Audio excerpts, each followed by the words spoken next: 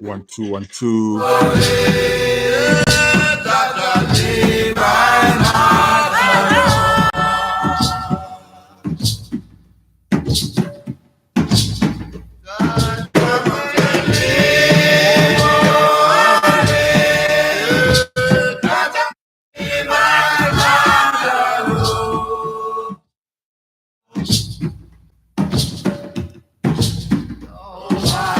One, two, Radio Culture. Yes, indeed. We airborne right about now. Enough apologies for the delay. And just apologies, as I would say. We are airborne right now, and you can catch us on our mother platform, www.ghnewsnow.com. The sheep heard the shepherd calling. You can also catch us on modernghana.com. When you go on modernghana.com, search Radio Culture. Culture is spelled Kulcha. Culture.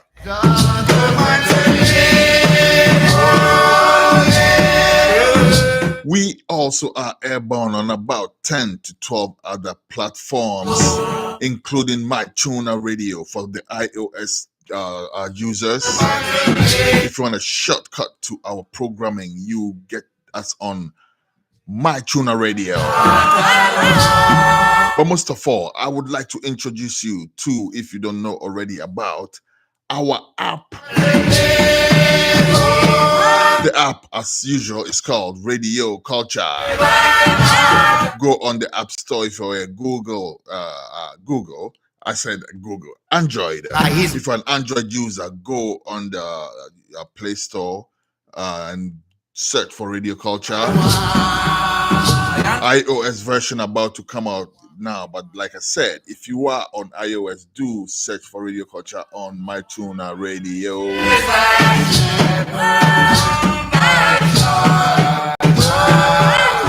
Yes, indeed. Welcome to Groundation. Today, first Sabbath of the month. And so we are here as promised to bring you the reasoning. Now we have okay, all right. I'll be right back, people. This is a programming issue. I'll be right back.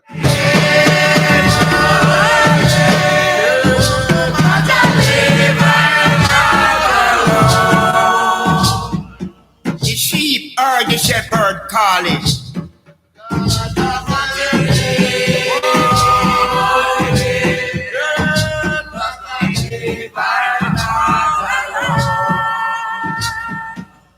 Jah Rastafari bring back his own.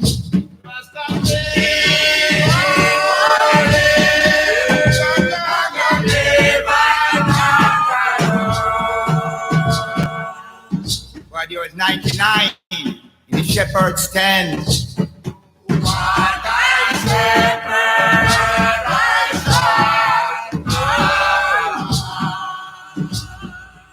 One stray and gone away.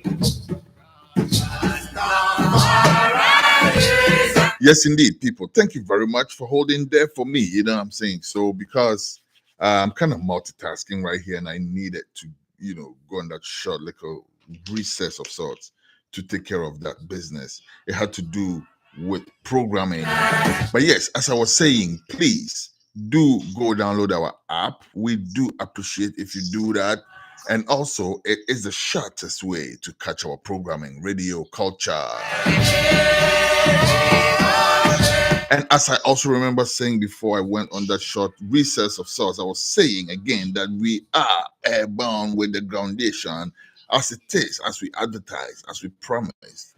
First Sabbath of the month, first Saturday of the month. So we are here with the brethren, and we did invite some sisters, but again, time zone issues and all of that, So we do promise we will have some empresses on the discussion as well, coming down, going forward, and also we do have a brethren who had something to say, so he wanted to chime in from Austria.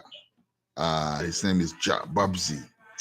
He may also be joining us at some point. But for right now, I do have my regular uh, panel, my regular bridging for the discussion.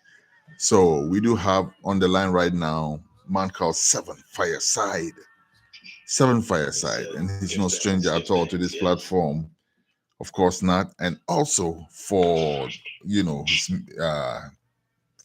for people who love the music, for the music lovers, which is most people, he's no stranger either, because you do know his works when it comes to music. All right, I also do have on the line Empire. Weero I Rastafari. Yes, Dr. Kujo Oponwadi. Yes, we give thanks, What a joy. Yes, every time we have the opportunity, to just sit together and just reflect on each other. I love to put it that way, reflect on each other. True. It fills my heart with joy, and it also gives me a sense of nostalgia, going back many years. But we'll start it off this way. So the format, as we have, set it up right now, is that we will start off by everybody putting forward what's on their mind, and then all of us will chime in into those issues. So why don't you go with you first, Empire? All right. Quite a few things. I give thanks for the platform. Give thanks for the show. And in terms of this week, there's quite a few things on my mind. And wide ranging. So Empress Madden's birthday, April 3rd, just passed by. So there's a lot of activities in that regard. Rastafari worldwide. I'm also thinking about natural phenomena, thinking about earthquakes hitting Japan, Taiwan, New York City, and also coming up on Monday is solar eclipse. So thinking about those natural phenomena as well. Also thinking about, observing and also thinking about, what's going on within the Israeli-Gaza war and the implications for I and I as African people. I'm also thinking about, the survivors of Black Wall Street here in the United States who are in court, battling some stuff with the courts here. So, also thinking about some teenagers, I believe it's in Texas, who went to rob a bank, right? I think the oldest was like 16 and include like 11-year-old and all kind of stuff. So it's a lot of things, we give thanks, Interesting. All right, we give thanks, and we will find time to go through them individually. FyahSide, what's on your mind? Man, the thing Virgin talk about the solid thing about the youth, where they have to go do that, right? Some serious, some heavy thing, Yeah, and it looked like it happened quite a bit, like youth out there just doing things, yeah, in the cities, What you say? I say in the cities particularly, Yeah, So it's a serious thing to look at. Has to be looked at, seriously. So one thing I want to look at the situation in Africa, Somalia, Ethiopia,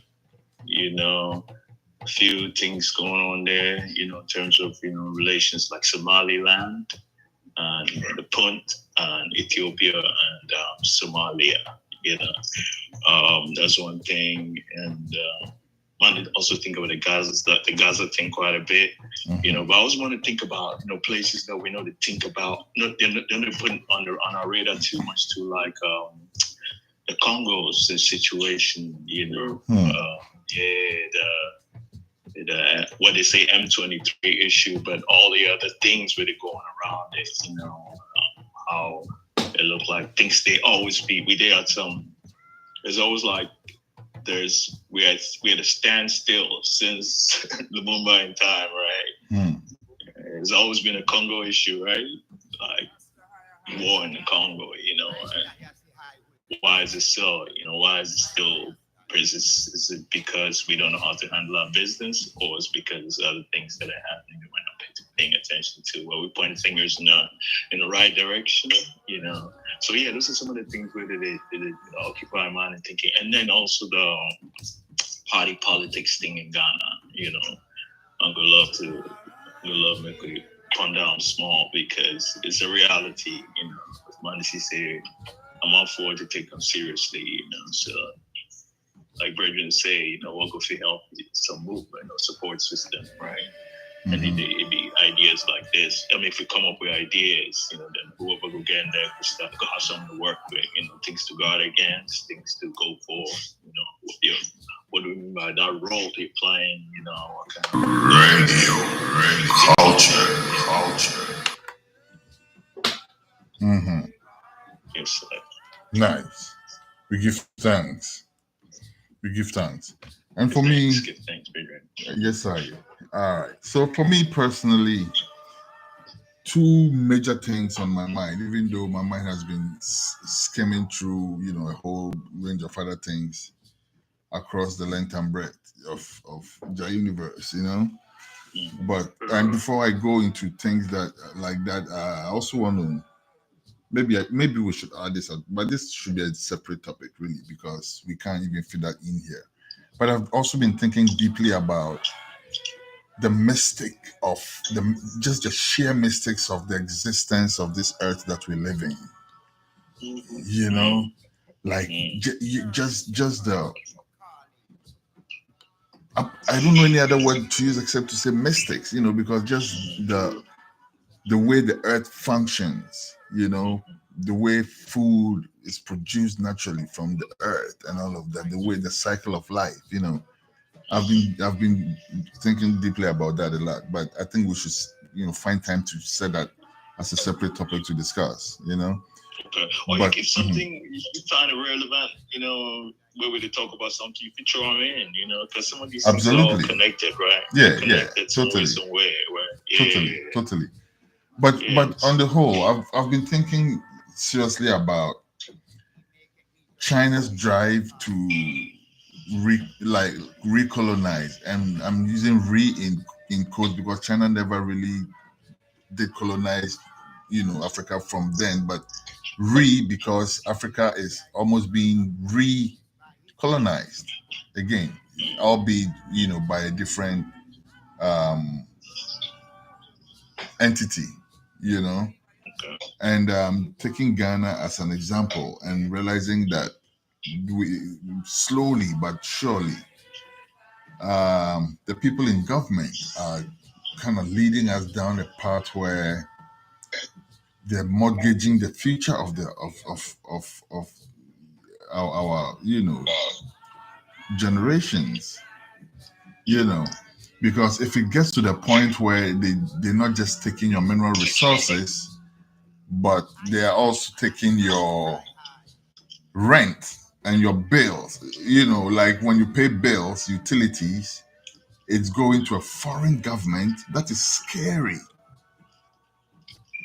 And we are slowly but surely getting there, So that's something I've been thinking about, and we'll discuss it. So I don't want to put too much flesh on it for now, but that's one thing, And then the other thing is I've also been thinking a lot about the security of Ghana in the coming months as we head for elections.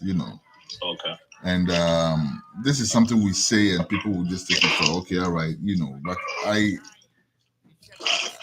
this is not ordinary because we are looking at a government that has obviously failed and is still seeking to hang on to power. That completely beats me. Like, I don't get that at all.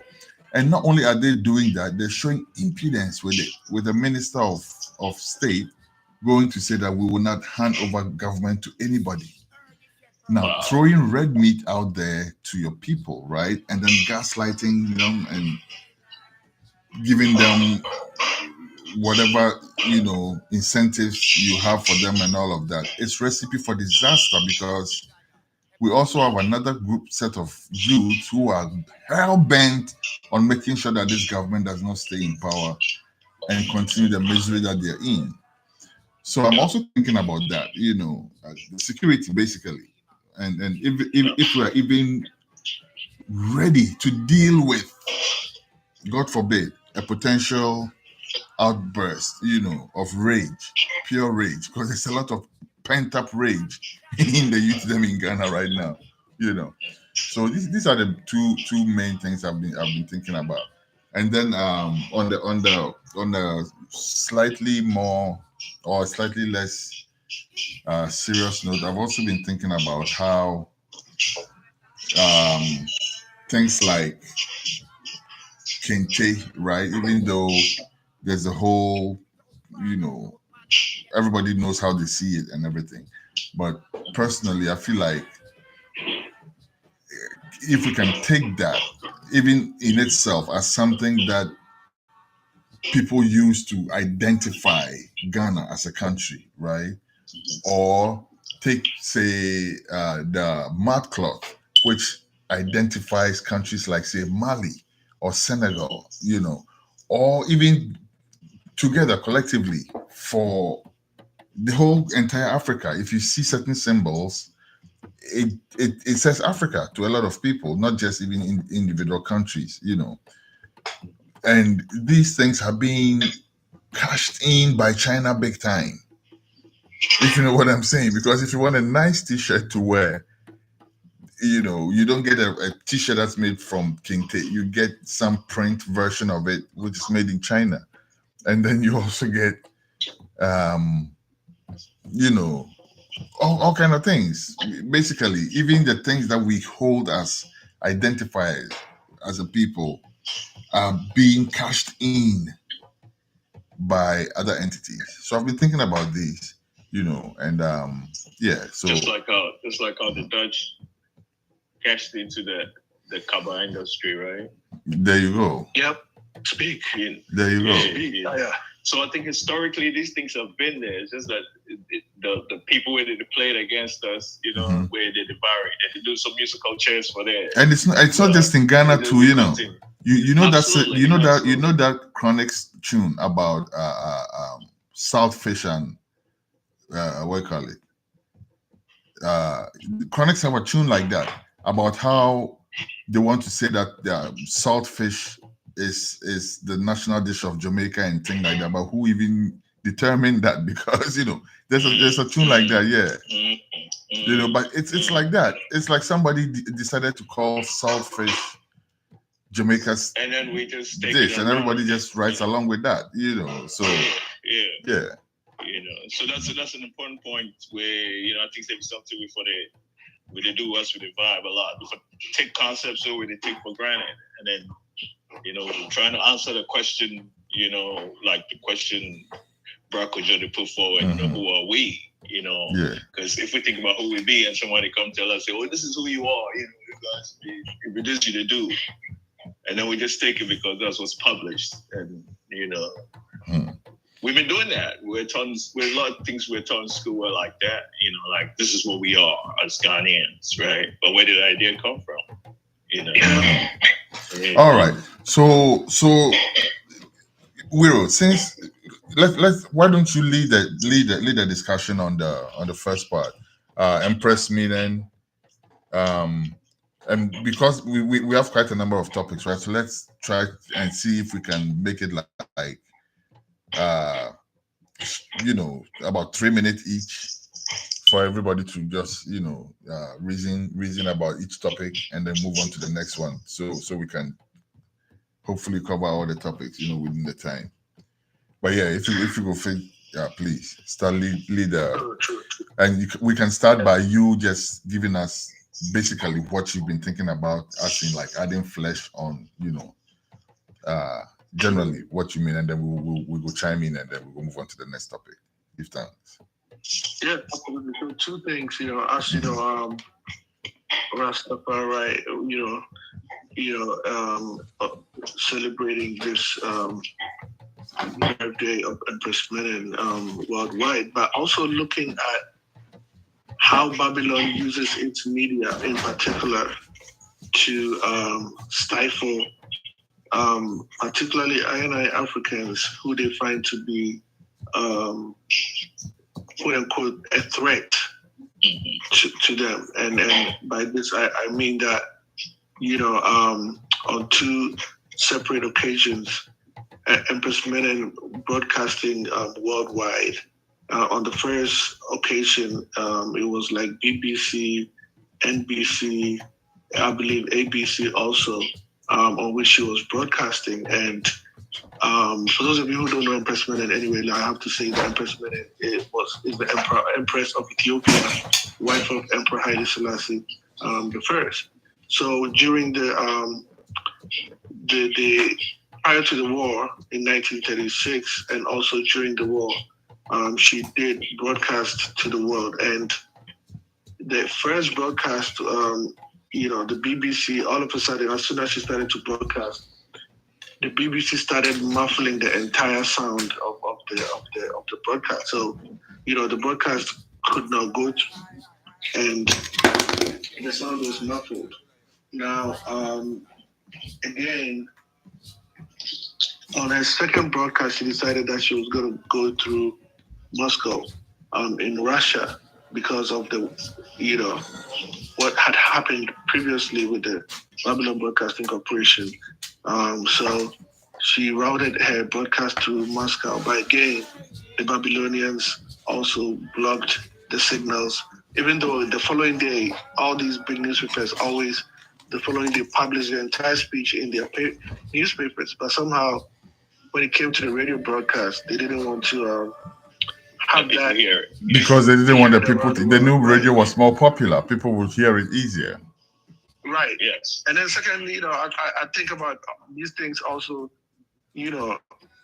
thinking about how His Majesty went to the League of Nations, and as soon as he began to speak, Exactly. Those they journalists tried to started interrupt him misbehaving. Yeah. and make noise so that people won't hear what he has to say. And And I in said fact, journalists, also, right? Point of correction. It wasn't journalists. They did the nonsense themselves and blame it on journalists. well, I don't know if you're saying in general, but I didn't say it was journalists. I was saying that. No. I people, said that. I said journalists, and I was correcting okay. myself. Saying, Right. they did the nonsense and Yeah. blamed it on journalists. Yeah, true. It wasn't. It was the entire population in that Babylon League of Nations who really, their problem was that, this African king is preventing, our takeover of Africa, and particularly Ethiopia. Absolutely. Right, which they saw as, a prize that they wanted to take, particularly Mussolini, who was also linked with Hitler, during that time period. So, without, talking too much, I think those are the things that I'll be thinking about in that regard. Nice. Fire, you chime in on that? Crucial, yeah. And like it's good to put it all like in perspective, like it's my skin and Menen is right now, right? And this is what's happening, like how you say, when they read that something be a certain way, they try to block it, and it's going on in different ways, So I think what I hear you, one got to pick from what you just said. You say, Charlie, for just the fit to go for it, because maybe you're going to say something towards me, right? and then this interference go there, where then I go tune out of what you just said. It happened a lot, right? Mm-hmm. Yeah, but if now that actually make me think about it, as you say, hey, what's it? How to get past that, and the president be solid, because Empress Many never stop and his mighty never stop. They go ahead and do the thing, Yeah, but these people that they do that, man, they watch everything, try to stop everything, They do it with a smile, they do it with a knife, they do it with their drone, whatever, Yeah. They do the internet. Recently, the whole West African internet shut down. They can do it when they don't have violence. You say, oh, this is not violent. But y'all look at the data. You know what some Brethren was saying about that shutdown, Weero? Somebody said that's when they were harvesting the data. That's the period. Seriously. That's the period where the data build up. So they say, you know what, pause. Let's harvest all the data, reset and harvest some more data. You don't know. Interesting, yeah. Serious thing. Yeah. Always harvesting. No. All right. Yes, so give thanks. Give thanks for that, Yeah, give thanks, brethren. Yeah. All right. Okay. So me personally, Weero, when it comes to Empress Menen, first of all, let me start by saying that the Rastafari Council, the women or the empresses, in the Rastafari Council in Ghana, big up, big up to them, because respect, yes, they did observe, absolutely, yes. they held an observance, and not just that, they've been very visible is the word I'm looking for. They've been very visible lately, and always projecting Empress Menen as well in all that they're doing. Yeah, so I'm giving my respect to them first and foremost. There's this empress called Safinaj, who was actually I was trying to invite to the discussion, but her work schedule and the timing is all type of ways. But she promises to join at some point. She's actually from the Rastafari. She's one of the fundamental, instrumental people, in the Rastafari council, and I think she's also the president of the women's council or something to that effect. But yeah, they've been doing some serious work. The other day I saw some work that they went to the communities to go do with some health thing. They collaborated with some health people and went to the communities, and they've been quite visible, and that's refreshing to see. So that said, Empress Menen also very symbolic, but our minds have been tuned, I'm sorry to say, in such a way that some of us, a lot of us, are still linked to or still have that mindset of the man as the head, and then period, versus His Majesty, and all those things. Yeah, exactly. Versus His Majesty showing us that balance of the man and the woman, So that is the one. Yeah. And for me, it's very significant that His Majesty did that, had Empress Menen crowned alongside him, to cement that point that he wants to make about the balance, the necessary balance that must exist between the man and the woman, for life to go on and for everything to be in harmony, So when it comes to Empress Menen, that's something that I personally cannot miss. It's right there, like in front of me, like that, So yeah, we give thanks for that as well. And then maybe we move on to the next point, which is Weero, you did mention about the natural phenomena, right? Like all these things going on and things. What are your initial thoughts of those of that? Yeah, I think that so let me start from the back. Mm-hmm. Like right now, where they which be okay, let me put it this way. So this solar eclipse really can happen on Monday. It's not going to be visible throughout the whole United States, right? It's going to be visible only in some parts. So what is happening right now is places like the Midwest, Illinois, and thing where the solar eclipse could be visible. All the hotels fill up. Yeah, people from all across the United States. They come over to come see the eclipse. Come, they either book or they come or they day here already. Where did they wait for the eclipse? And I couldn't help but cast my mind back to teenage years in Ghana, having observed two solar eclipses. And I mean, I think even on one occasion, I don't even remember that we were even aware that it was going to happen, right? I remember we come from dining hall about 2 p.m. in the afternoon, and all of a sudden we see it was getting dark. It started getting dark within like 5-7 minutes. The whole place turned nighttime, and that's when we say, "Oh, Charlie, this is the eclipse," because now we observe the heavens where we see what it go on, and it was there for a little while, and then so just contrasting how huge of a deal it is here, where people they travel all around, come book hotel, go buy these special glasses. We really watch with our bare eyes and everything. Nothing will happen. What's happening?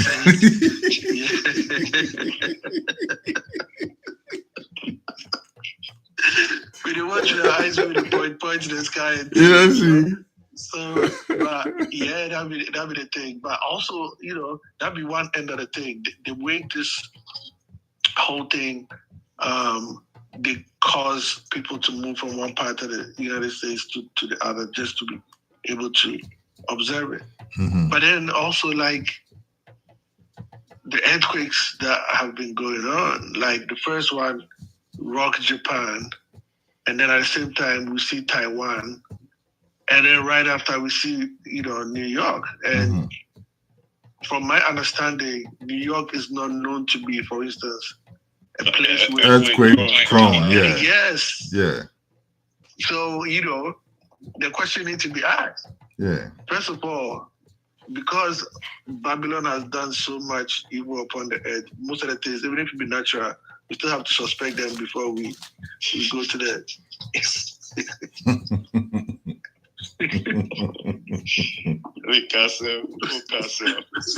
Before we go to we put the blame on nature, right?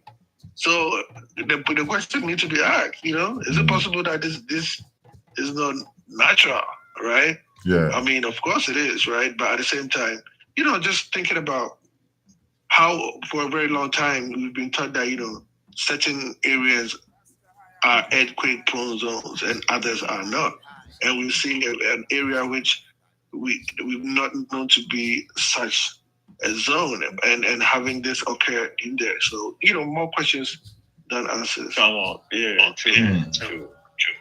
Yeah. Serious thing. I did get some echo for that. It cut. Okay, cool. Serious. Yeah. All right. Seriously, yeah. What are your thoughts on that natural phenomenon, the earthquakes and everything put together? And meanwhile, anyway, I'll reserve that for when it's my turn to chime in. So. Okay. Yeah, it'd be real thing. Some people live with it all the time. Say like earthquake upon earthquake or some with flood and things. People that go through things. I think first one thing it make a man think about be how for the listen to a Babylon to say too much about what the world be. You know what I'm saying? Because they've told us what their limited knowledge can handle and their equipment can measure, and they'll say this is how the earth is and this and that. But it's all just what they can know, right? Based on their limited logic, their limited equipment, right? I'm sure if we tap into what one and they deal with, Charlie, we go see there be another kind of reading where Man also gonna be more thorough, more holistic. Yeah. So man, they want to ignore a lot of the assumptions and make the things that they know. The 80s are here and they make it look like a movie thing. And then this is they always know so the other forces they exist. You don't need to know everything. You don't need to know everybody. You don't need to. It's not you're not the center of the universe. Everything be the center of the universe, and things the way we don't know, and it's okay. But these people they come around and say everything they want to manage it and know everything like that. So they get to not know. Yeah, so that'd be how man think about that, like to welcome it and see what Earth be, and maybe, when you're talking about natural, right now I'm thinking of disasters, right? You're talking to disasters, or you're talking about like the Earth, how it be, how the Earth it work. Because I'm thinking of phenomena. So just both, right? How the Earth work, let's put it that way, because earthquake right now will be seen as a disaster, whereas the solar eclipse will not be seen as such. So, but all of these are the phenomena. The Earth will operate a certain way where the time they describe watching it, in secondary school, Charlie man, they feel the thing like this is how we did live. Like say, hey, look at this thing. We think about it for a second. Like, you could have ignored it too, or you could have just run away and hit some place, right? But it's like your mind did it. Did they do with these things, And I think it'd be our thing, but sometimes I think the whole question of how would they take their lenses, take a look at the world because of our education and things, they be telling us what the thing will be, and they themselves they don't know what the thing be. Man. Yeah. And if I could chime in, I remember now I say I go hold my tongue on this one, but since it's here, let me just deal with it. When Chrissy was talking about how he has been thinking about the Earth, right? Recently, there was a scientific study. We come talk say now Babylon they come talk say the Earth is a living entity, right? Just check this out too. What's the latest discovery? This is the latest discovery. I'm ready to come talk this thing.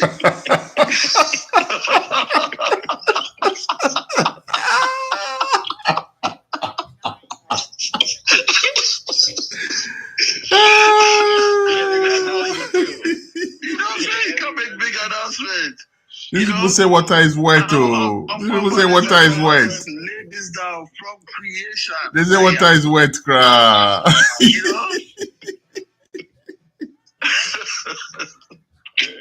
So we know this. Our forefathers know this for way back. And they don't come make no big publication and all this kind of thing. No, don't call themselves professor, nothing or nothing. Serious thing. Wow. Anyhow.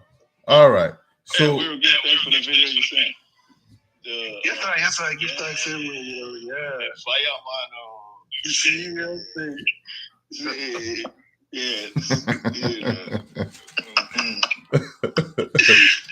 True knowledge at work, So me too, my take on that thing, be a bit unconventional, but I think we can still accommodate it under the, disaster aspect of the phenomena, right? Because that's really not how the earth should operate, but unfortunately that's how human beings are making the world operate at this point. So we can accommodate it under the disaster aspect. But in the phenomena aspect, just the natural way the earth functions aspect, I've been thinking about how the flora and the fauna are changing, people. Have you noticed that? Because maybe I'm wrong, but when I was growing up, things like carrots, right, I think was introduced onto the Ghanaian food scene at some point. I think so. Maybe I'm wrong. Maybe there were carrots before me, but at least it wasn't that very it wasn't like a staple.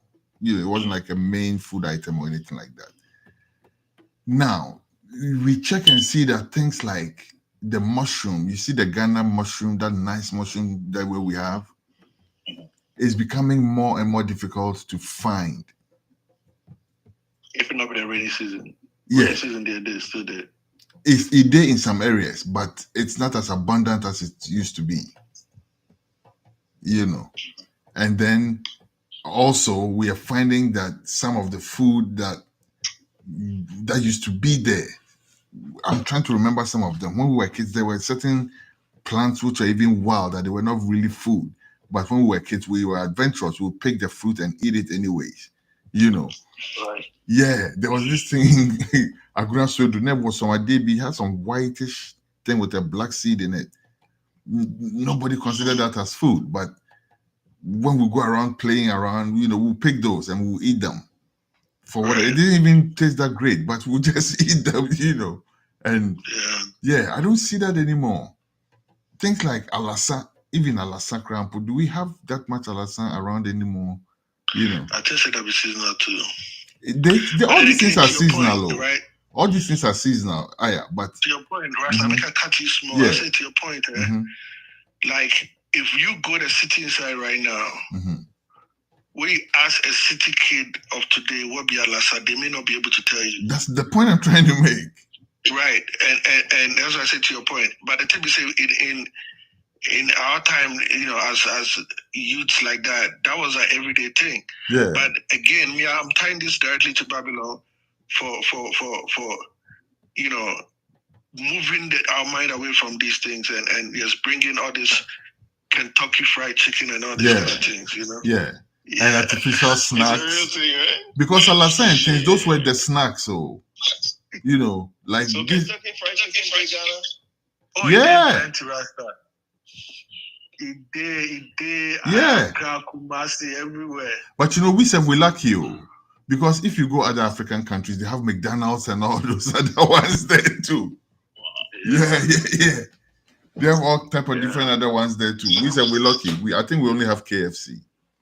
We have KFC, but I think we have another one too from South Africa, like a similar thing like here. I forgot the name. No. But yeah, one other thing, some South African thing too, they do similar thing. And yeah. It's even, let's forget about chickens for a minute. But even in terms of businesses, right? Franchises, all of these things. Why do we always have to have somebody come in and do it? And every time someone comes from outside and does it, it appears like it's successful. Every time we try to do it ourselves, for some reason, we're not able to sustain it. I'm not sure what's going on there. But anyway, basically back on track. I was just talking about the phenomenal aspect, right? But also the disaster aspect. No, people, let's think about this Galamsey thing very seriously. Yeah. Very, very, very seriously. And I call it a disaster because it is Mother Earth being brutally raped by some people, and we're just sitting and watching. Yeah. Just the other day, I heard say, what's his name? The Wuntumi guy, right? He has 3,000 acres of land, which has been landmarked for mining. Where? Yeah, where? And under the way almost mining, under the irresponsible practices of UCD mining, you're going to brutalize 3,000 acres of land. Yep. What would I make? And then leave the people in the community with what? With diseases that they never knew about. Go the mining areas in Ghana right now and go and check. Yep, I heard about it. Diseases which were never there.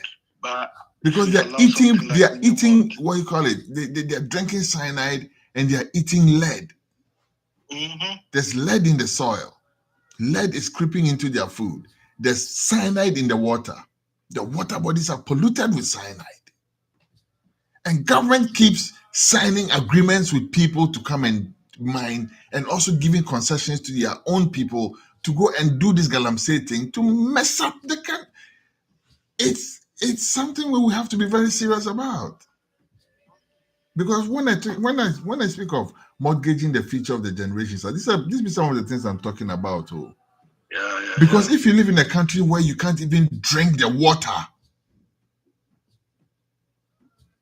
what would I make you know? Yep. Yeah. Then When I was growing up, no, that's a year fuma. You do a river, a stream. There are parts of the stream. You grab some leaf and then you go fetch the water. The stream now flowing now. Then you go drink directly from that. Yeah. Because those times when the traditional authorities had it in place where they had parts of the river where and these type of things, so they have part of the water which they know say is preserved for drinking. Further downstream, that's where you can do all your swimming and all the other things that you want to do. Or it was all set. Now there's no order whatsoever for these things. I beg, cutting. With all due respect, you made quite a few points here, but I start with the most recent one. Mm-hmm. Traditional authorities. The question needs to be asked. Say, who do they owe allegiance to? Most of these so-called traditional authorities, they wake up, go hail Pope John Paul and Archbishop of Canterbury and all these other people. So your allegiance is more to them than to we. Now, what I mean by that translates into real life situation. What I mean by that is, so for instance, most of these traditional authorities are very much aware of galamsey, and either they are aware or they're actually part of it in today's world. Yes. Whereby if you were aligned to your African thinking, you yourself, yes.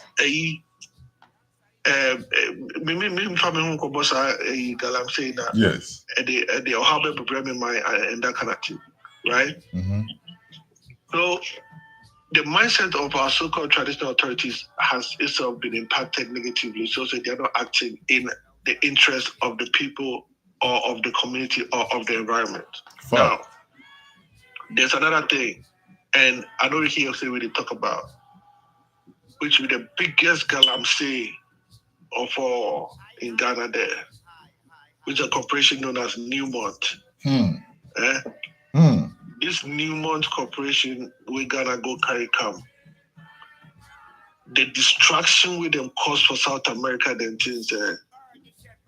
I mean, it's on an unfathomable scale where, like, say, some place like Ghana, we for no go even entertain any thought. But because we won't show the people say, we go bring foreign investors come. Anybody where you say before you invest or not, then we go carry them come.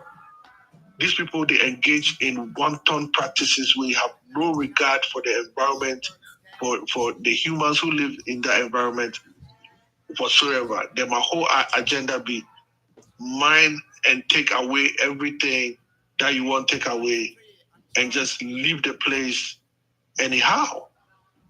So even though we've addressed this so-called small-scale galamseys where they pollute the rivers and things, we for no leave. Look, make I give you an example. You airport residential area, just take a drive there. Almost every house you go drive past right now be some foreign mining company where they rent that place, or did they own that place as their offices. Some countries where you never think about, say, they go come, Ghana come myself, them they there. Right? So everybody is a new scramble for Africa, if you want to put it that way. Right? And Babylon like to blame the Chinese, so say our mind go did them at top. But it be them they do the most. And, you know, they still, for real, they still do the most. And so me at the talk say, when you talk about wound to me, of course, wound to me, look, damage to Ghana environment, because I live in a village which had been severely damaged since the World War II from mining. But it wasn't like rampant all over the country as it is right now. Right now, the politicians or the day inside, you know, people go talk, say this and that, but it's a fact. They are either entrenched in this galamsey thing or they are facilitating it for their own personal benefit without any recourse to thinking about the future generations whatsoever, right? People are going into protected forests. Just imagine, say, America here, Shenandoah or the Grand Canyon or something where the government earmarks say this be heritage, this be national park. Then you say if you want to me, so you go carry your excavators.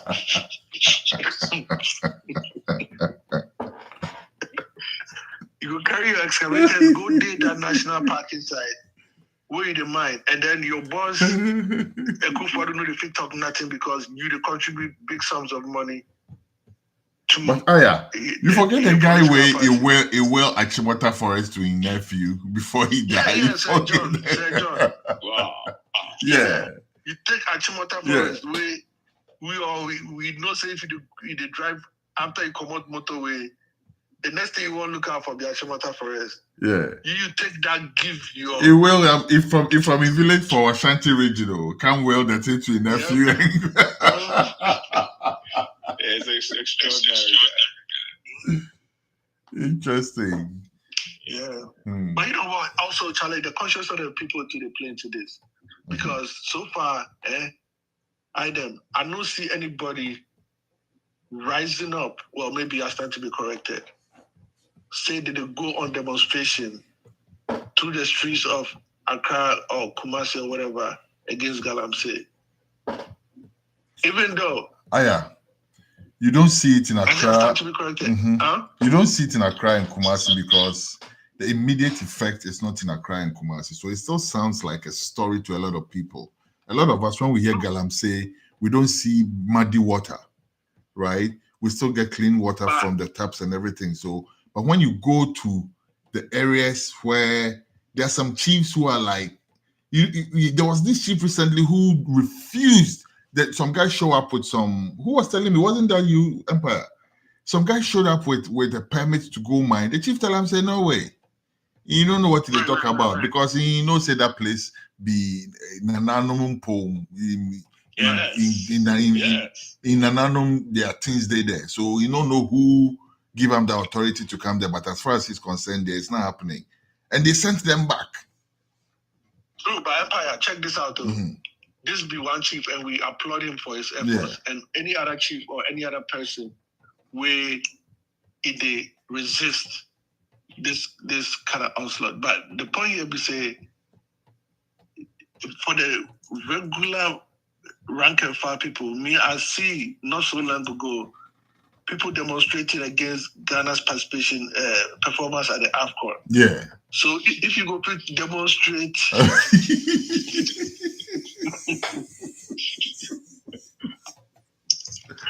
if you go demonstrate against performance for soccer inside, how can we all, every one of us will sit for a year?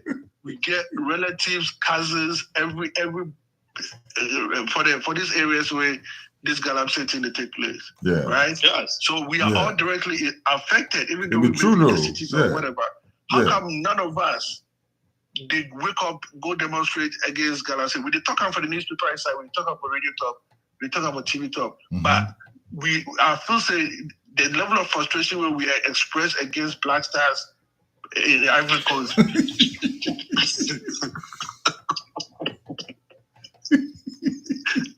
We don't express the same level of frustration as things like galamsey, which are more, harmful and dangerous.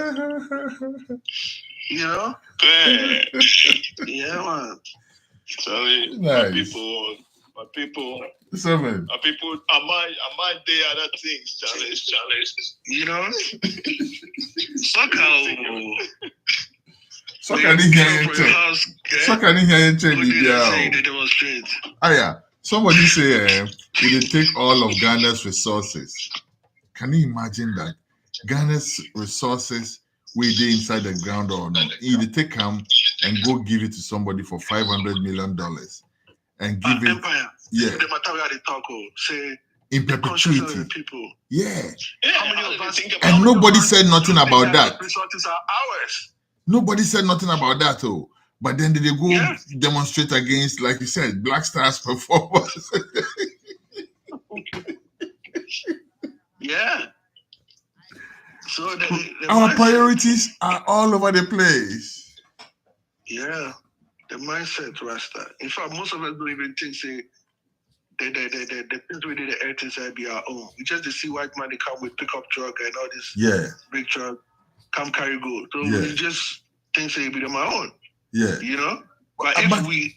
I don't think, say, we think, say, it be their own per se. I think, say, we think, say, the politicians are making smart decisions by selling it to the white man. So when we see all these trucks where they cut them away, we know, say, okay, yeah, the politicians are getting money on our behalf from all these things. Meanwhile, they are getting 13% of lithium, which is like prime mineral right now, and telling us that is a smart deal. Well, you know, I don't understand these people sometimes. It's smart compared to the fact that the oil be 10%. So if they add trade, then then the first say they do something progressive. Yeah. My point, Empire, be say, if you go to like say, let's take any mineral we have. Mm-hmm. If the people where we take Ghana, they make a direct connection between the resources we have and our standard of living. Mm-hmm. Logically, before they out, they demonstrate, because whether politicians they take the money or Babylon they come take the money. Either way, we are being deprived, and I feel say there's a disconnect somewhere where they made the people still talk say Famanyami and all this kind of things. Where they really rise up, because look, we talk about gold, we talk about timber, we talk about lithium, we talk about bauxite, we talk about so many, diamonds, industrial diamonds, all these kind of things. How we think say our people think say these things be theirs? Most the educated ones, you and I will go fit. They hold the politicians accountable, but other areas, But you see, again, no, that be why they differ with you small. Because if you go the mining areas, for instance, the youth for those areas, they hold firmly to the belief, say, the land be their own, which is why they are mining. And you see, I did a documentary some time ago on this thing, and that time, if I knew then what I know now, because at that point, I didn't even know the real difference between the Galamsey and the mining where the youth then were doing, which they were chasing them down for, which all they had to do was regulate, right? Because these people were not polluting water bodies. They were not, they were actually going underground. Why they say they dig deep into the ground, which was quite dangerous. But that's why regulation comes in. If you could regulate that, right? And have it such a way, say that people can do their mining, and because all the way back then when our kings were wearing gold, where did it come from? We used to mine, right? Yes. So it's just that we have to do it responsibly. And these youth, in those areas, they were doing decent, quite decent. And one of the people that I spoke with told me, said they have offered to the government, said if they will partner them, they will help them to flush out the people where they pollute the environment, because they're cooperative. They know what they're doing. They know how to do it responsibly. So if you come inside where you are not doing it well, they will help the government to flush you out. But so make a point of clarification. So in terms of like the resources we are referring to, of course, the youth them they see the land as their own. But so, for instance, if government bring a corporation like Newmont into the picture, you don't see us protesting against Newmont because people say whatever Newmont is doing is their. You see, and that's why I said, it's two things. Number one is the force of government. Everybody kind of is subdued by government, including the chiefs. So that's on one hand. Number two, they have some belief that this Newmont way they talk, is rather to their advantage because Newmont the Juma Beba. Newmont, no show overalls, no share hard hat.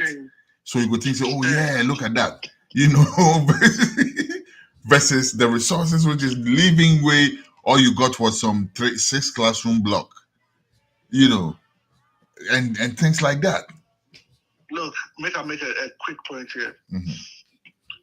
And then fire will come in quick after that.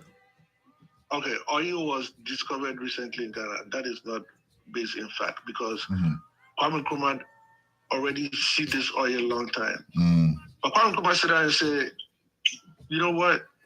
Right now, if we talk with the mind this oil, it will be to our disadvantage. We don't have the equipment. We're gonna have to go British people. They go come in, can't give us this 7%, 10% thing. You know, go benefit us. So if let's we leave it for ready to mine for our own thing, leave the oil for the ground inside until we're ready to do for the future generations. Right? Yeah. But right now, what will they see? Something totally different. No, they mortgage the thing off, then you go chop the $500 million and then you go go. And the future generations don't have nothing. And like I was saying, now it's creeping into things like rental, bills. Of course. Try go Takoradi. Before, if you live Accra, you can basically go to other parts of Ghana and know say your rent's gonna be quite affordable compared to Accra. Right now, you can't say that for some place like Takoradi because all these mining companies come there. If the landlord talks say, I will charge you this thousands of dollars a month, they ask for discount self, just they come out the money give up. So people with I know people with the stay house inside, where for instance the landlord tell them say, okay, I they give you 2-3 years. Then by the end of the year, the landlord will come tell them say, my buddy, I'm not saying I thought say 3 years, but before at the end of this year, you forgo because some mining company want the thing. Yeah. So of course, they translate directly into areas such as rent. And beyond that, things like utility bills, right? Say you will go pay rent, you will go pay your utility bills and all these things, it's been collateralized so that as they pay that electricity bill, work to your water bill, that money is going to China. That is scary, Aya. No, but check it out though. This thing did not happen right now. Again, let's go back to the time with BKD. And the time with BKD, Ghana Water and Sewage, government. And I know those with the oppose government control, but I feel say, and this is what Kwame Nkrumah was trying to articulate, that in that part of the world, certain basic utilities have to be managed by the government so that everybody could fit access them. Yeah. And that include water, electricity, postal services. I think say water they forget. At least these three. So say those days, if you go areas, even you go see say, a pipe there, somebody house, they fit pay water bill, whatever. I think say either Rollins or Kufu or one of these head of state start give these corporations out for foreign investment. So as them start dish out the post office, they go bring some foreigner or foreign corporation, maybe they can't take over the post office. So now post office is no longer, it's a totally foreign, run corporation. Check it out. If you want to send some small parcel, they know the quote. I mean, say the amount where you go pay, no. You the one that say, okay, how somebody where they work with, they pay 400 Ghana cedis a month, go for afford to mail anything, right? It not go happen. The same thing right now, water. I don't know if they finalize the privatization yet, but back they were seriously working to privatize water. And then we don't say electricity there, it go. So now we have a system where, they have this, prepaid meters, and, all this system has brought a lot of people finding ways around this, because if you get a business where, you buy your prepaid and in the middle of your business, now the prepaid shut off. Now it will set you thinking, what do I do when this thing happens? So, that spiral is what I feel say it go on, where everything is being privatized. And the person where they come by, they don't have no human factor interest in the equation. For them, it's just profit. Yeah. That'd be all. So, yeah. Interesting. All right, 7. Yeah. You will chime in on that before we go on to the next topic. I want to pick up the thing about the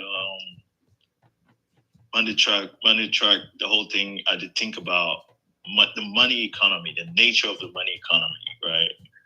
Where money thinks, money deviate a little bit.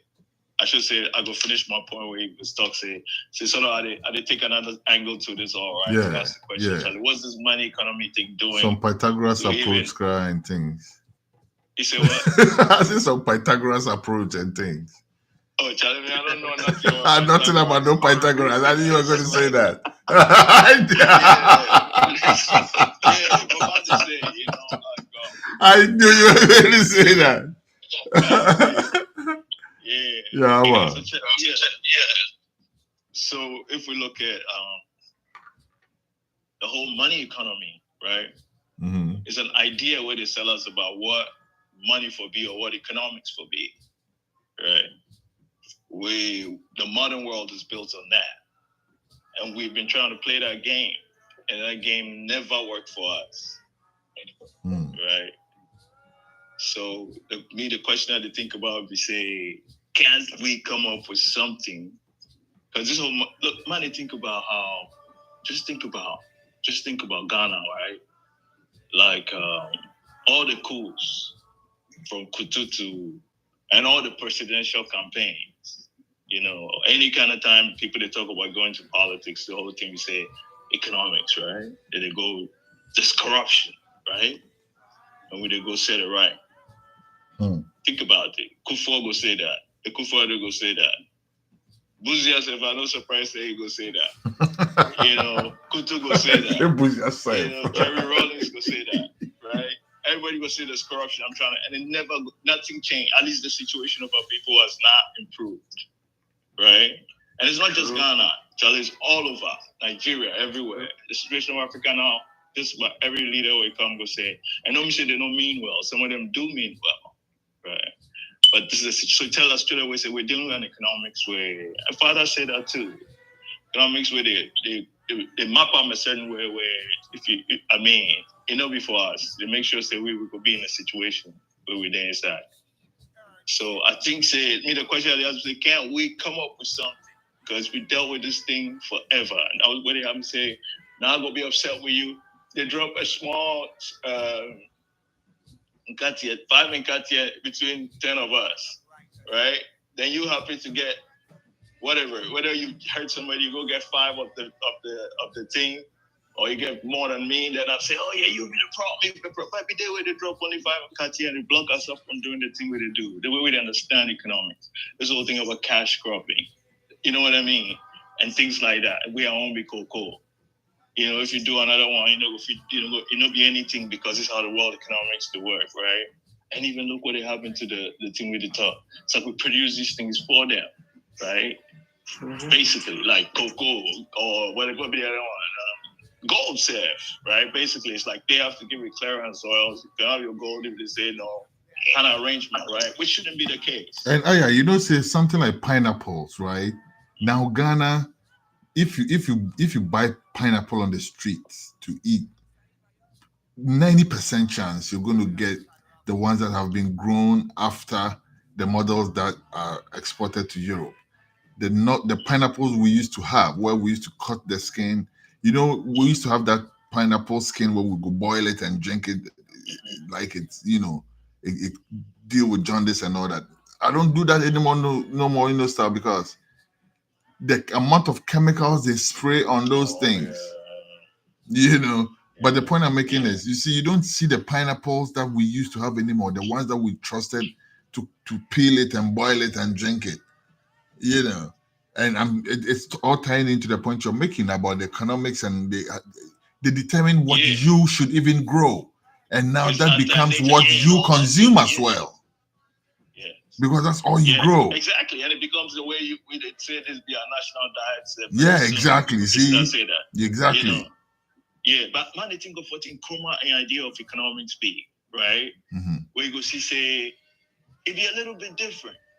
Certain concerns where people have about certain things, either say they be minor, or maybe you read them another way. Like I should say, when you think of the money economy, you have to think of scarcity. Right? So you get something for hold on to. This is for my country. This is for Ghana. I can't do anything about it. I have to think about this is my Ghana. And Kuma says Guinea gets there in a situation. And Kuma take Ghana money, some give to Guinea, because Guinea will give to Ghana. If Ghana, that's how he see the picture, right? They see the money economy like how these people see the thing, or they project it on us, right? Nation state, and this is your economy, right? Nigeria, this is your economy, and we've accepted that. Yeah. You see what I mean? Instead of saying we could remember that thing where we do. Like say, Charlie, we need each other like that. So that when we start, are we talking about currency? We forget past the idea of currency, but I think it was the idea of money that we've come to live with. It wasn't always money, it wasn't always, even barter, somebody was saying barter between strangers and enemies. But with friends, it's not necessarily like that. You perform a function, another person performs a function, everybody benefits, right? Mm-hmm. Yeah. But they tell us that they don't even make us think about it. Everything has become, Charlie, purchase. This is my price. So Babylon will play a game with us. Like how they look at the South Africa, right? Everywhere on the continent, it's a situation, right? Why? Is it because people are not thinking? I don't think so. I think it's the nature of the economics too. Where all the things we think about be true, but we also think the nature of these things that we're dealing with. True. The nature of politics, the nature of I think we just have to do that. We're gonna have to come up with it, because otherwise we're gonna stand in the same spot pointing fingers. 5 years from now, we have another conversation about how terrible it is. Telling that, man, that's just so cartoon, but I'll go send that your way. Some guy that thinks they. I said, we are there. Adam ne Eve, Apple. I'm going to put the Apple. Have you seen that thing? They go chop apple and look how they suffer. What they go chop my toe. This is the short thing.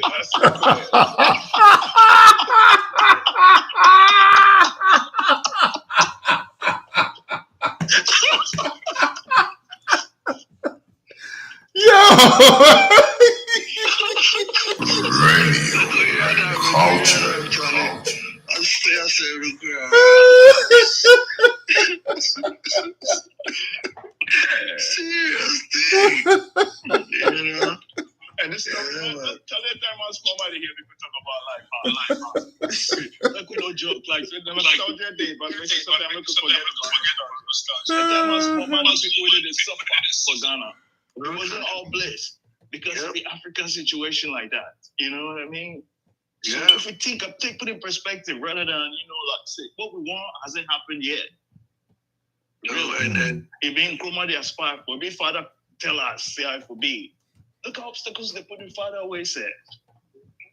Ethiopia wasn't doing okay economically at many points. He was fighting. He had to fight, constantly being combat mode. You know what I mean?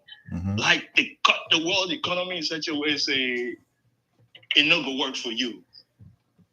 You know what I mean? Yeah, and they make up stuff and make up reasons and I could crush your economy for you too.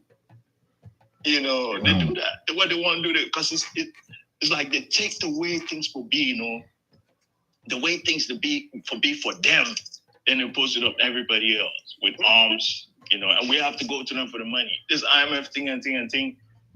We often say we're not gonna do it, but why we forgo get it even before we go talk about it in Chia, right? Because you have to do with money, which is their game.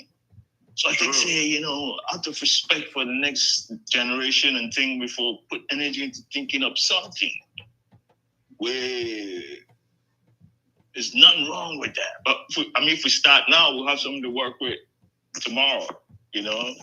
But if we always say, yeah, first let's just overthrow this government and go replace this government. Jerry Rollins, Charlie, it all to the point where because of money, look at the embarrassment they put the market women to a high. Remember those days? It was, don't talk about they're trying to clear corruption, right? And they would do things like that. There's all that idea about, say, this economic solution is the thing. It's not. If I don't talk about it, right? It's dependent on a larger thing. If that thing work out, the economics could fall in line. We get a lot of, look at the business you know nothing to do before we vote. Even now, look at the market with women. The nyansa they get for the thing. So nobody for can't teach us economics. It be market women the rule guy. It be them they push Ghana. Yeah, we for be her meaning. What you say? I say it be market women they push Ghana. It be the market women they push Ghana. Wisdom. You know? Yeah. So that be the thing man they think of about how we think about it. Not just economics, politics, you know, even knowledge itself, you know. The way we think about knowledge, you know. Yeah. That's the idea. Let it be. Yeah. All right. We have half an hour to go. So let's see if we can push this forward. And then the last topic you Rasta. Yes, Can I say something right quick on Please. this money thing before we move on? Yes. Please do that.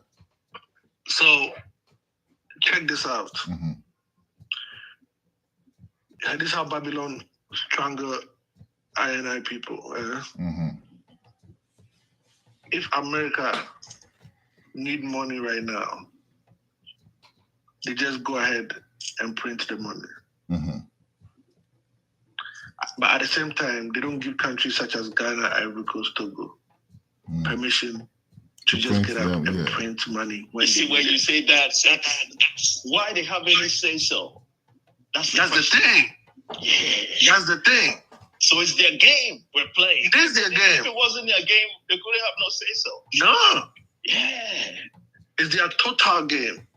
You know, and this will be what, you know, Lenin said about them. Say, how you fit talk say be free economy.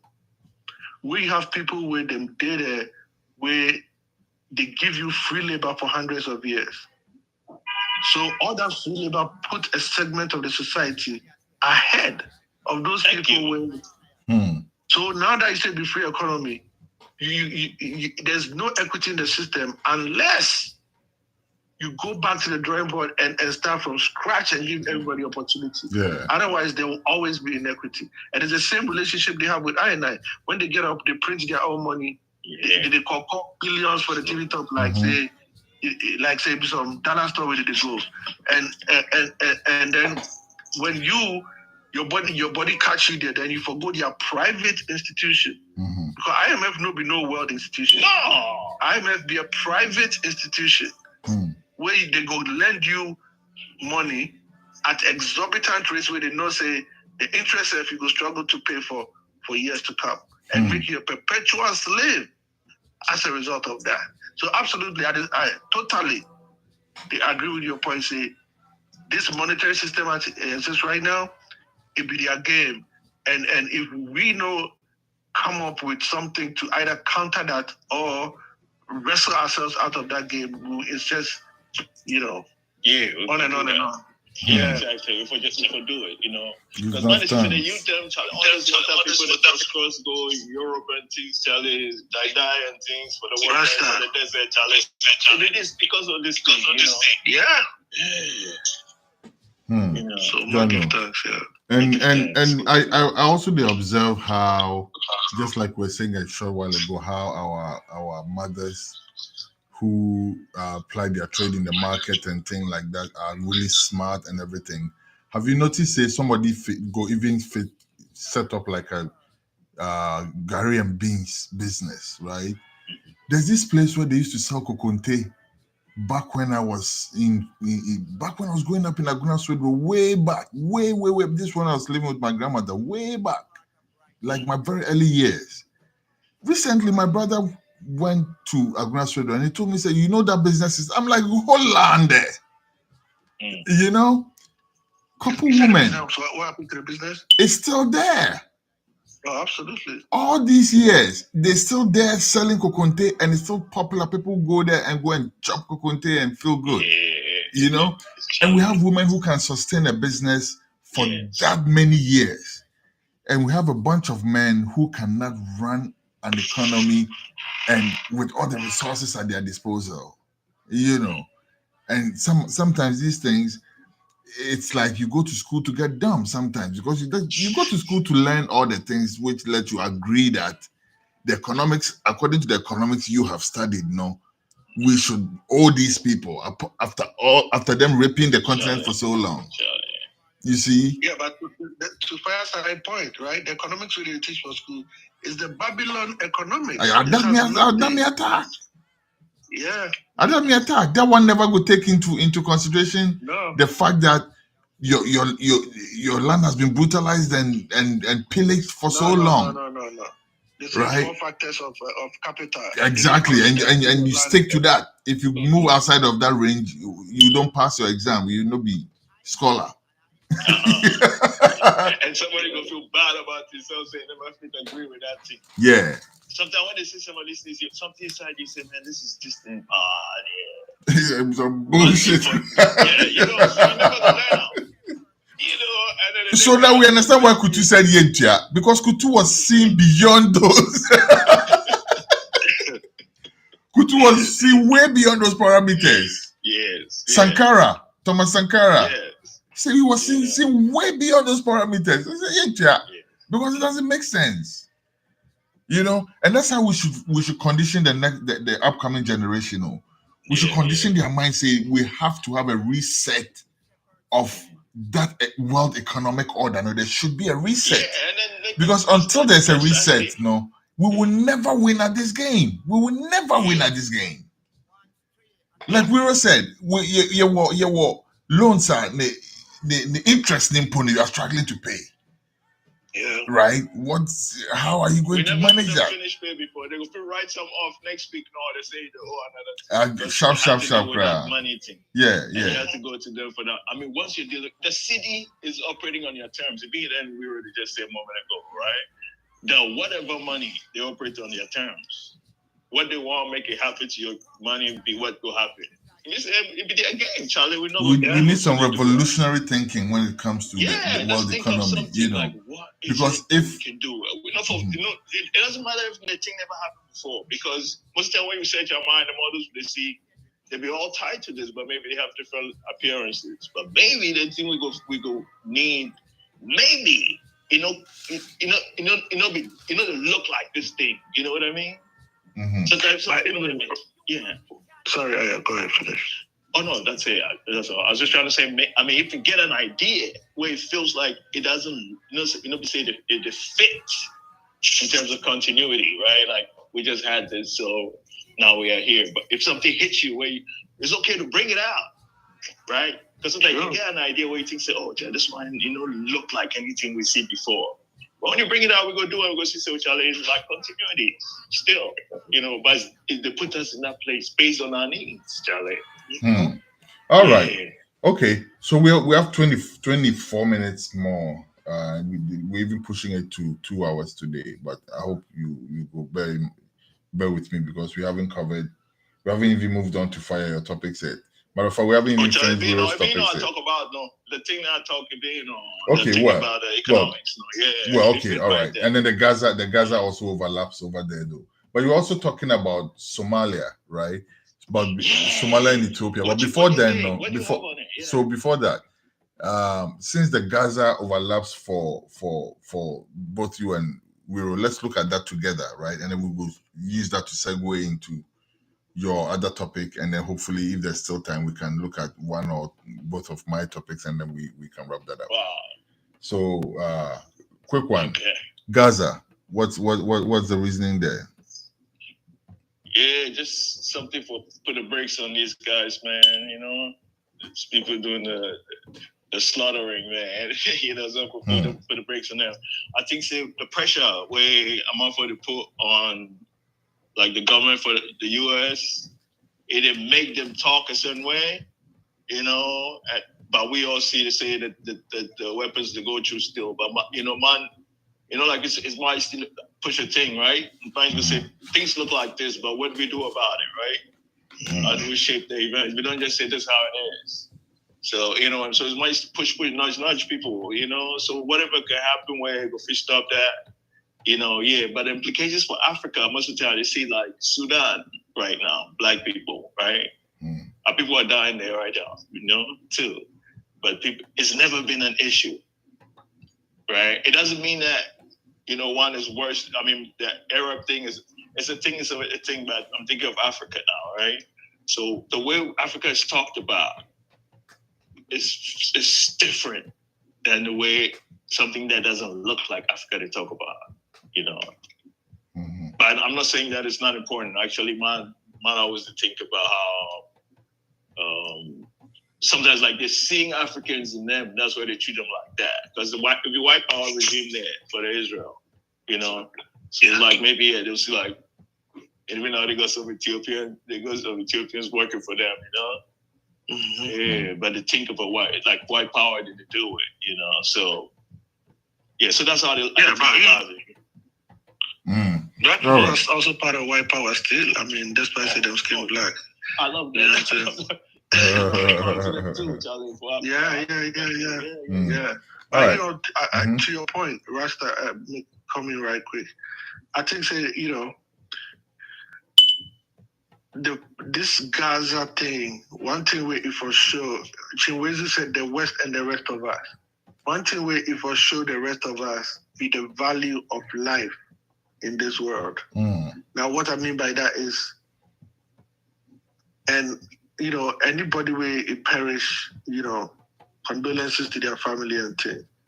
But we have a situation in Gaza where 30,000 Palestinians perish. And this week we see say the Israelis go missile or bomb some 7 Westerners. Yeah, some 8 people. Yeah. And you see the value of their life being put across. Like say, seriously. The thing. Now I'm saying that what does this mean? And this be FyahSide in point, like this same value that they place on African life. That be why we don't hear about the people perishing in Sudan. That's why we don't hear about the people perishing in Congo. Serious. That's why we don't hear about people perishing in Somalia. Because it's like you guys, your life is not that valuable. Charlie, right? And man, not to you to say something. You know, recently the time they go vote against Israel for Security Council, you know what they say? He said their representatives say, "You guys are saying Israeli lives are not have no value." You know what I mean? Just what we have to be saying. White power saying that now. You've killed 30-something thousand people, right? Yeah. And you're saying that you will be the thing say man. So that's what I'm saying. Even conversation, we should have been making sense of conversing. Like honestly, sometimes it's futile having a conversation with this arrangement. You know, how do people make sense of the situation? Say, you know, that makes sense of me. You because you won't win election, you call for ceasefire. But at the same time, you call for that ceasefire. The Congress approve. They go through fast. They go through. You know, big sums of money. You know, and weapons first and foremost. You know, so yeah, even the pressures, you know, the world, but the world is speaking the same way. When you look at the UN, the way the countries will speak up, you just see the world will speak up, you know. But yeah, like the connection with the way that they see Africa is a serious thing. You know? So we need a different kind of. And the world speaking up. You know, sorry, go to Fire. I thought No, you have it. You make it go, make it talk. Well, no, because when you mentioned that the world is speaking up, I was just making the point that yes, the world is indeed speaking up, you know, and to me, I see that a little more louder than we are used to, you know, because prior to this, we were almost like tone deaf completely to what was happening in that region of the world, you know. But you know the these crazy days, thing about Hamas, Hamas said they did that thing so that people would start to think about what's going on there, you know. And though it sounds like a crazy move, at least they've achieved that objective. I mean, it sounds a cold way to put it, but that's what it is. You know, because they're talking straight, so it's not really about governance for them. And they come to fight. That's the thing, right? So just look at a situation like that, right? That right now we're living in a situation, we're dealing with these people. This is the only thing you can do for people to pay attention to your situation. Because prior to that, a lot of people never questioned it. Your arrangement there.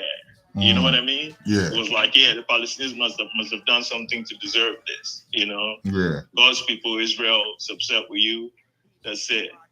You know? Yeah. But now people they look at it and say, I love them, that, you know, which I mean, of course, might not put too much into that, but it tell us something about, you know, how the things play out. So I saw this video, very disturbing video, very, very disturbing video.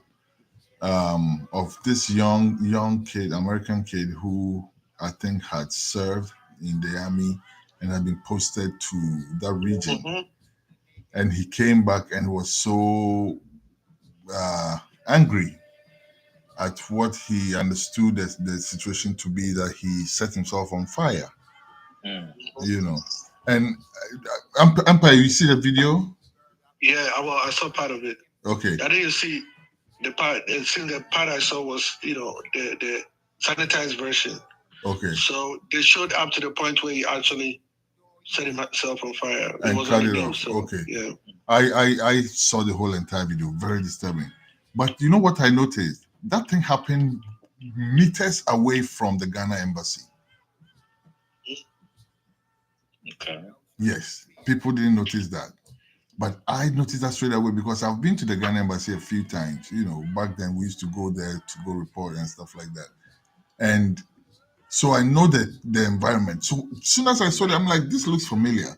And to confirm that, if you watch the video closely, there's a point where you see the Ghana coat of arms in front of the building as the guy is talking and walking past.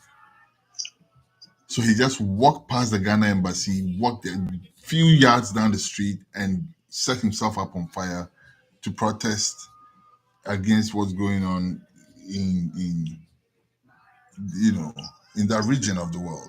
And that I'm saying all this just to say that yes, people are really speaking and a bit louder than we are used to. Also considering that South Africa, like we said the other time, took the matter up, you know. And they're still on it. They're still on it. They are. You know, and I feel like if the world would get its conscience right and, you know, throw some support behind South Africa in that case, we possibly could have a resolution in that in Gaza, you know. But yeah, anyways, that's my take on that. Let's move on as we try to wrap up. We have 15 minutes left. We still have to look at so you also mentioned Congo, right? Fire, and then yes. So what's happening in Congo? I feel say in a sense we've touched on like the main on those main things. Okay, all right. Okay, all right. And then for Ethiopia and Somalia, I'm gonna think more in terms of like the whole divide and rule thing where the Europeans put on us. You know how it has affected us. You know because when the Somaliland, the secessionists, as the government will call them, if you look at their logic, it'd be something like, this idea of a nation state was imposed on us, and some of us never had any investment in that side of the world, so we're not going to be part of this, right? Mm-hmm. And it's a problem all over Africa. Radio culture. But the Ethiopian thing is a situation. Ethiopia has to make certain moves where the Somalia government have a huge problem with, right? Mm-hmm. Trying to, about that they're trying to get some spot in Somaliland where they go use have a port there where they use, right? So they have access to the water because Ethiopia don't have access to the water because of the divide and rule. Ethiopia chop up the land. Yeah. Now we have to worry about this all the time, So Ethiopia always have to find a way to get to that thing, So Somaliland is on understanding them, and they want to deal with them on their terms, and that's a huge problem for Somalia because they see Somaliland as trying to break the country, renegade, and Puntland too, So but yesterday this is a discussion between a Somalian brethren, as they will call them, and an Ethiopian brethren, for two Somalians, and one Somali brethren was sounded very positive about the Pan-Africanist feeling between Somaliland people and Ethiopians. And I thought that was very interesting, So it's not just a transaction, but it's an idea of we're working with our brothers, right? Doesn't mean that everyone is agreeing in their country, but generally does the idea. And the divide and rule thing kind of breaks those things off. You don't really think I'm working with my brothers like we're doing a transaction, and I think so.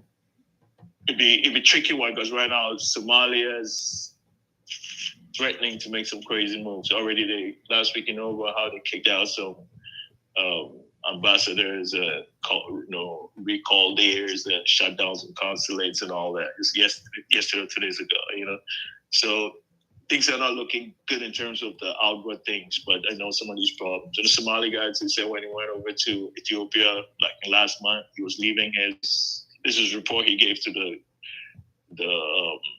the gathering, that he decided to leave the block out. Ethiopia security didn't want to allow him to leave, which I don't know, but he said it. He said that's what.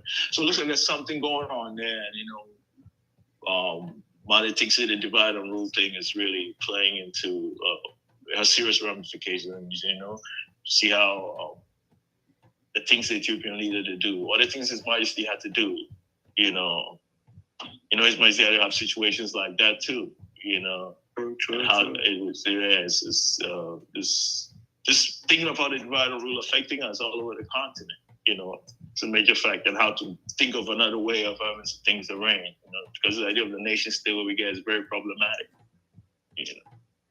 Yeah. Oh yeah, man. So Empire, you will touch on that real quick. Well, I think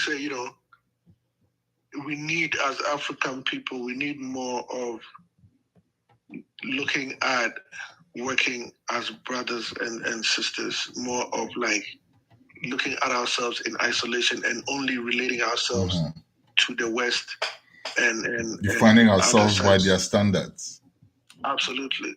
You know what I'm saying? Mm-hmm. So like if even they say intra-African trade, even if we take trade as an area, a lot of things will be different if we move with trade, and then trade here including bartering and also looking at the things that other areas of Africa, for instance, need that they don't have, as opposed to we seeing when we say trade is only how we deal with Sweden or all these other places.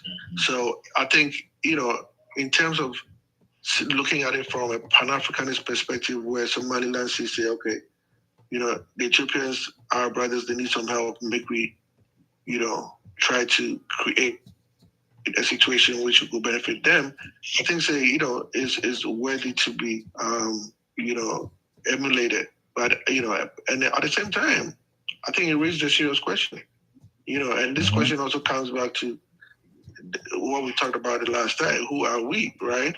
And they are saying that, well, first of all, this idea of a nation state where you try impose on we it no be our thing. So we know to deal with that.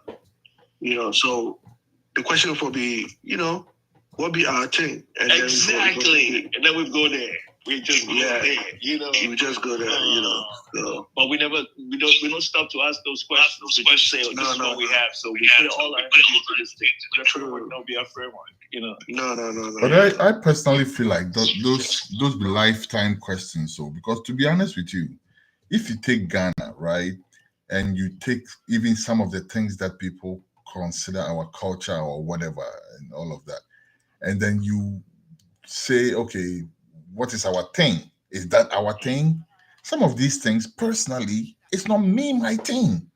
That's right? true. I mean, there's plenty like that. Yeah. So that's what I'm saying. I feel like that's going to be a lifelong question. Yeah, but I think there's need for something to be done about it too, right? Absolutely, it needs to. The discussion like about it must keep going on.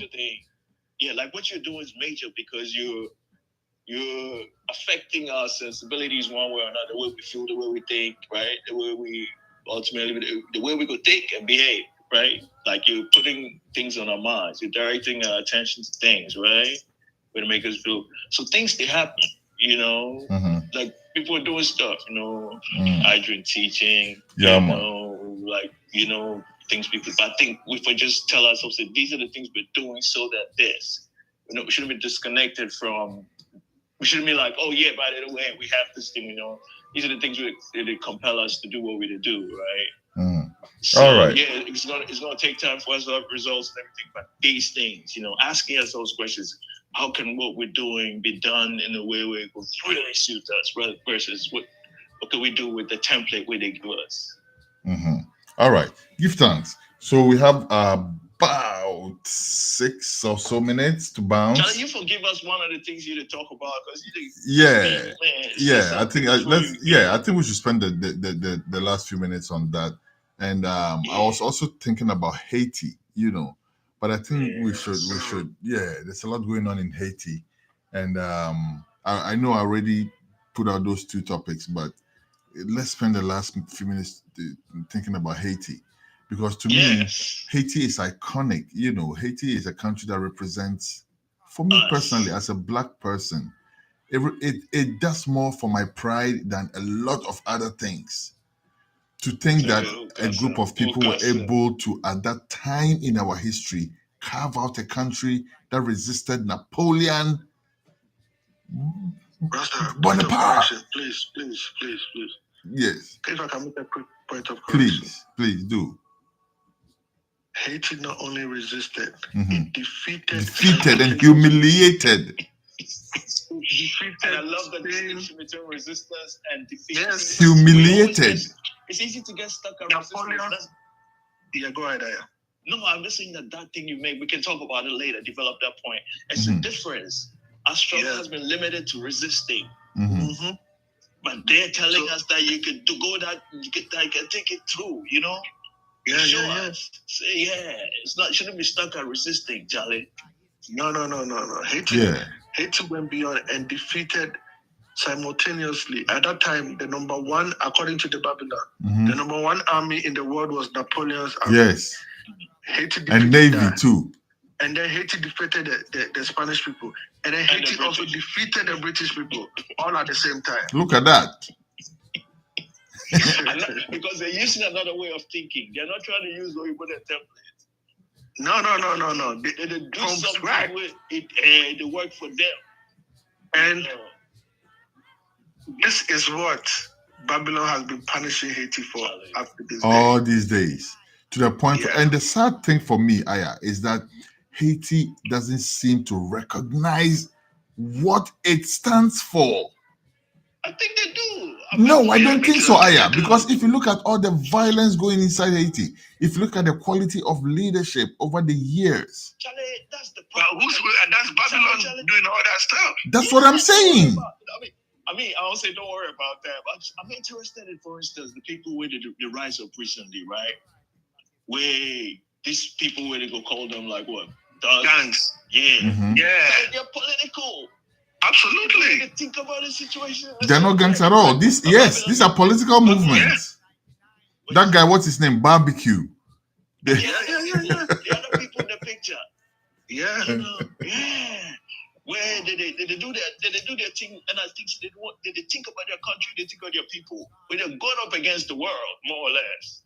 You know what I mean? And to your point, we need to ask, at what point did this whole thing start? Great question. Babylon decided to go and great question. The Babylon decided to go and remove the democratically elected president. They did it of Haiti, Jean-Bertrand Aristide, and put him on a plane and sent him to Central African Republic. Where they want him to go? Where they want him to what I'm saying? And after that, imposed their own persons there. And then, since then, the Haitians have been fighting one way or the other to resist that imposition. And then Babylon turned around and come into their media and use all kind of terms, gangs, thugs, to describe people who are pursuing self-determination. And so, the situation in Haiti is dire, but who is making it? Look at what Bill Clinton and Hillary Clinton did in Haiti. They totally massacred the place up.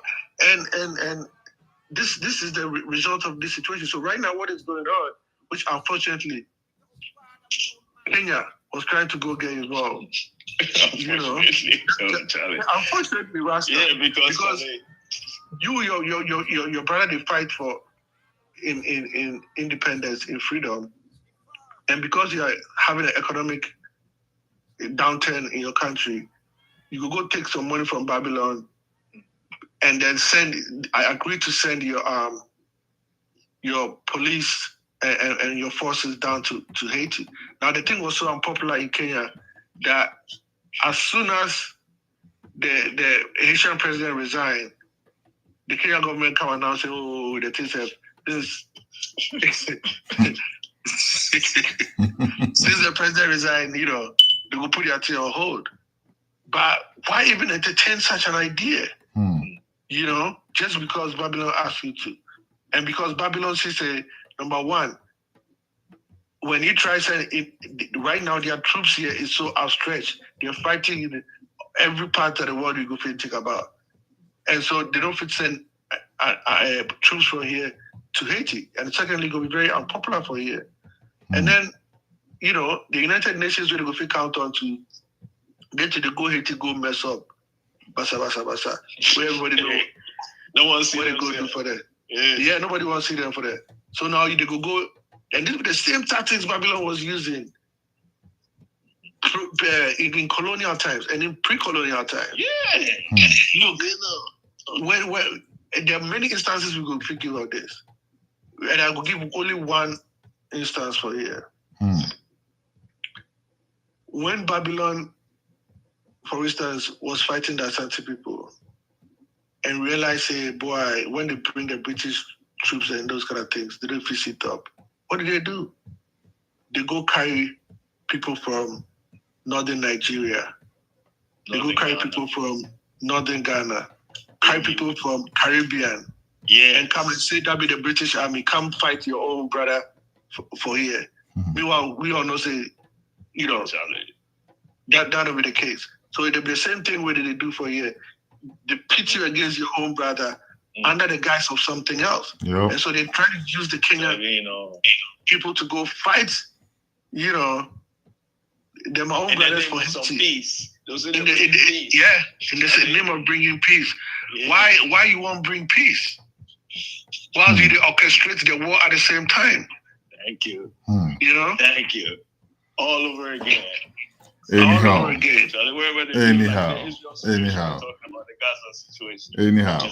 But for me though, the beautiful story from Haiti is that, and I don't know if they're still on that same tangent, but some time ago they were considering joining the African Union.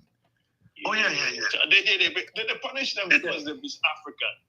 They look at them, say, they represent how Africa they feel about the world. And I feel like I feel like it's about time that we got to have, some serious leadership in Haiti, because I feel like if you get somebody who recognizes what Haiti stands for, who Haitians are, what they have been through history, and what the potential for them to rejuvenate, as a country, as a people, especially people who have a very acute sense of their connection to their motherland, Africa. You know, I feel like if you get a serious leader, Haiti will be a wonderful place. But as it stands now, um, we all should keep our thoughts and our focus on Haiti. Absolutely. Quick one though. Yes. Remember, say Haiti has never had any breathing space. Never.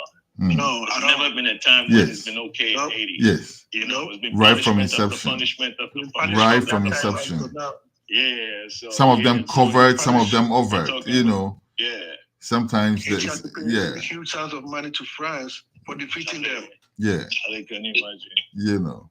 And that money just ended just like the other day ago. They finished paying that money. Mm-hmm. And so, but on another angle, the consciousness of the people of the world, as we put it, but here I think say in the case of Haiti, because of the media twisting the whole thing and representing it as some confusion going among gangs, make say the protest we see with the Gaza situation. We need to see that level of protest. With a Haiti situation. Just a little bit for bringing it up, man. Because true. Yeah. Anyhow, but it should be that people are also protesting. Yeah, because Hillary and Bill messed a whole lot of things up in Haiti, and this is the outcome right now. But the loss of life that we see in Haiti, we don't see a commensurate level of protest against that as we see in the other part of the world. All right. And on that note, time reading 4 minutes past 2 o'clock, studio time in Texas, USA, Radio Culture. Thank you very much to my beloved brethren and my panel for today, Emperor Kojo Oponwadie, Weero I, Rastafari, and also the man called 7 FyahSide, for making the time today. Jah Babzy could not join as promised. And God willing, next month, when we come in, we will try and bring the female element to it as well.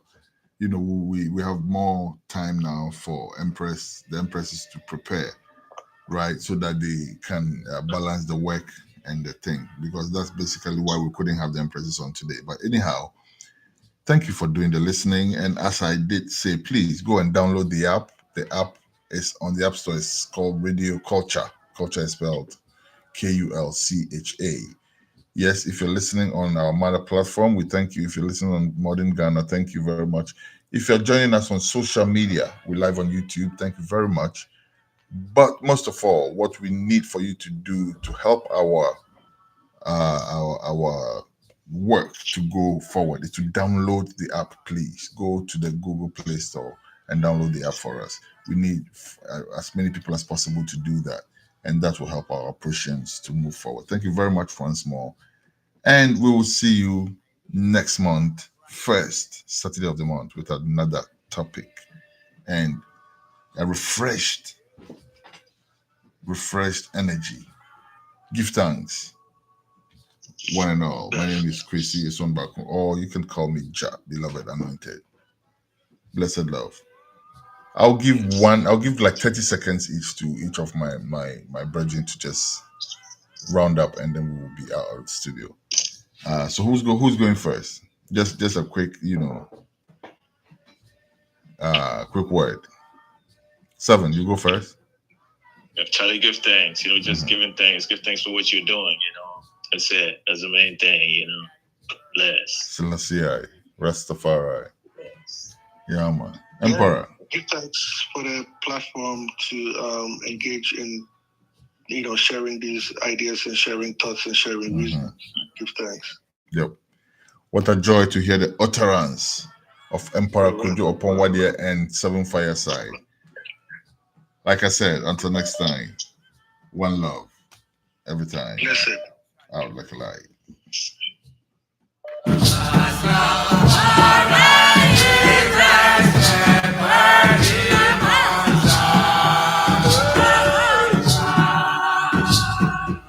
High and high and high and high, high.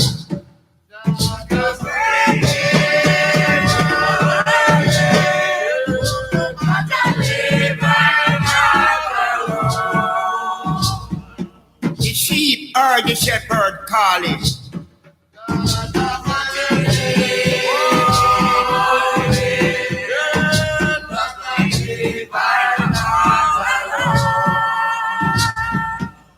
The Rastafari bring back his own.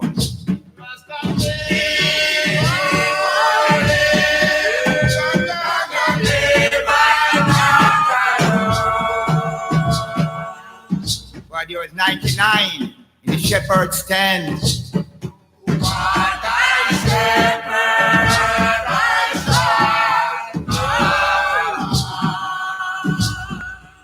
One stray and gone away.